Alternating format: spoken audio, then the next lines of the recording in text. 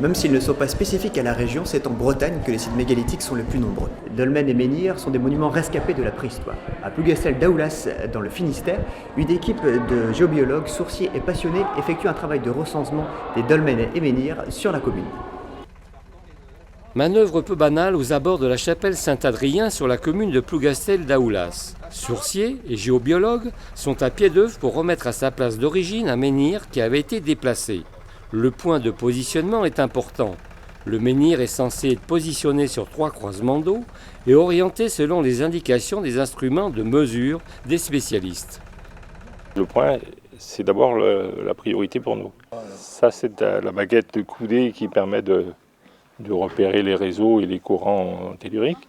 Et ça, c'est l'antenne de l'échelle, où donc il y a une graduation avec un curseur qui fait varier la longueur d'onde suivant l'objet de la recherche. Donc là, il faut que je repère dans quel sens l'eau circule. S'il y a un croissement, c'est mieux. Le pendule, il sert pour trouver la profondeur et le débit, approximativement, parce qu'on n'a pas de précision, disons, mathématique.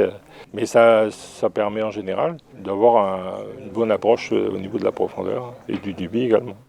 L'objectif recherché par l'équipe est de placer le menhir afin qu'il agisse comme un relais cosmotellurique, une sorte de point d'acupuncture censé harmoniser les énergies de la Terre.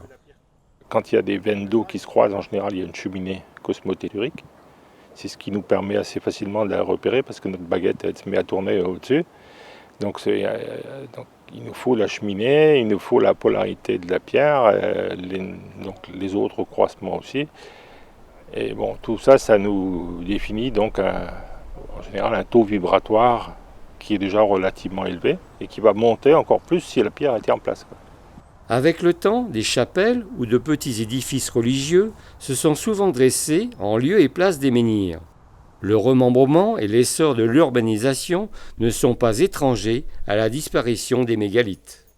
Ici, nous sommes dans le village du Dref, et où il y a donc une fontaine druidique et son lavoir, sur un site où l'on pense qu'il y avait des cérémonies, je pense, soit de baptême ou enfin druidique, parce que c'est répertorié donc sur les cartes comme quoi c'est une fontaine et un lavoir druidique. Derrière moi, il y a donc un menhir qui a été mis par terre, dommage, son emplacement n'est pas loin, il est à 1 mètre à peu près du pied du menhir.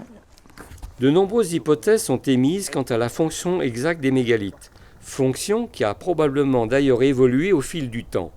Après, les grottes ornées, ce sont les plus anciens monuments de l'histoire des hommes et méritent à ce titre d'être protégés et valorisés.